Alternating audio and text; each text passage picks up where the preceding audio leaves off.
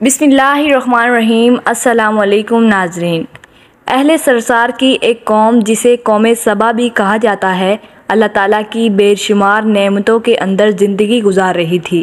یہ قوم ایک عظیم تہذیب و تمدن کی مالک تھی۔ حضرت داؤد علیہ السلام اور حضرت سلیمان علیہ السلام کی باعظمت حکومتوں کے بعد ان کی حکومت زبان زد خاص و عام تھی۔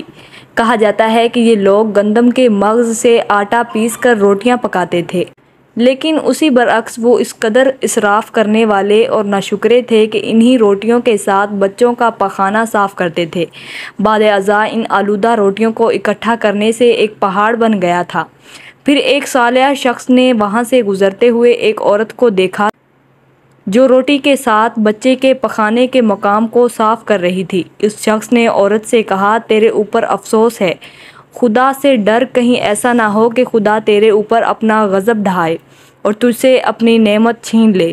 اس عورت نے جواب میں مذاق اڑایا اور مغرورانہ انداز میں کہا، جاؤ جاؤ، گویا کہ مجھے بھوک سے ڈرا رہے ہو۔ جب تک سرسار جاری ہے مجھے بھوک سے کسی قسم کا کوئی خوف نہیں ہے۔ کوئی زیادہ عرصہ نہیں گزرا تھا کہ اللہ تعالیٰ نے ان لوگوں پر اپنا غضب ڈھایا۔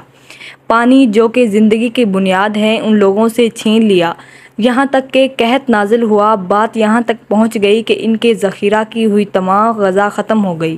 آخرکار وہ مجبور ہو گئے کہ انہیں آلودہ روٹیوں پر ٹوٹ پڑے جو ان لوگوں نے اکٹھی کر کے پہاڑ کی مانند ڈھیر لگایا ہوا تھا، بلکہ وہاں سے روٹی لینے کے لیے صف لگتی تاکہ ہر کوئی وہاں سے اپنے حصے کی روٹی لے سکے۔ کفران نعمت، قحط اور ان کے بدحالی کے بارے میں متعدد روایات موجود ہیں۔ سورہ نحل کی آیت نمبر 112 اور 113 میں یوں ارشاد ہوتا ہے، اور اللہ نے اس بستی کی بھی مثال بیان کی ہے جو محفوظ اور مطمئن تھی، اس کا رزق ہر طرف سے باقاعدہ آ رہا تھا، لیکن اس بستی کے رہنے والوں نے اللہ کی نعمتوں کا انکار کیا تو خدا نے انہیں بھوک اور پیاس کا مزہ چکھایا، صرف ان کے ان اعمال کے بنا پر کہ وہ انجام دے رہے تھے۔ اور یقیناً ان کے پاس رسول آیا تو ان لوگوں نے ان کو جھٹلایا، تو پھر ان تک عذاب آ پہنچا کہ یہ سب ظلم کرنے والے تھے۔ اسی قوم سبا کے بارے میں ایک اور واقعہ بیان ہوا ہے کہ ان لوگوں نے اپنے زراعت کو بہتر طور پر کاشت کرنے کے لیے پانی ذخیرہ کرنے کی خاطر بلک کے دو پہاڑوں کے درمیان ایک بہت بڑا بند معرب تعمیر کیا ہوا تھا۔ سوراخ اور دوسرے پہاڑوں سے گزرا ہوا پانی اس بند میں آ کر وافر مقدار میں جمع ہو جاتا تھا۔ قوم سبا نے اس پانی سے صحیح طور پر استفادہ کرتے ہوئے وسیع و عریض اور بہت سے خوبصورت باغات لگائے اور کھیتی باڑی کو رونق بخشی۔ ان باغات کے درختوں کی شاخیں اس قدر پھلوں سے لدی ہوئی تھیں کہ کہتے ہیں کہ اگر کوئی شخص سر پر ٹوکری رکھ کر ان کے نیچے سے گزرے تو پھل خود بخود ٹوکری میں گرنا شروع ہو جاتے ہیں اور قلیل مدت میں ٹوکری تازہ پھلوں سے بھر جاتی ہے۔ لیکن نعمتوں کی کثرت نے انہیں شکر کرنے کی بجائے سرمست اور غافل کر دیا تھا، یہاں تک کہ ان کے درمیان بہت بڑا طبقاتی نظام وجود میں آ چکا تھا۔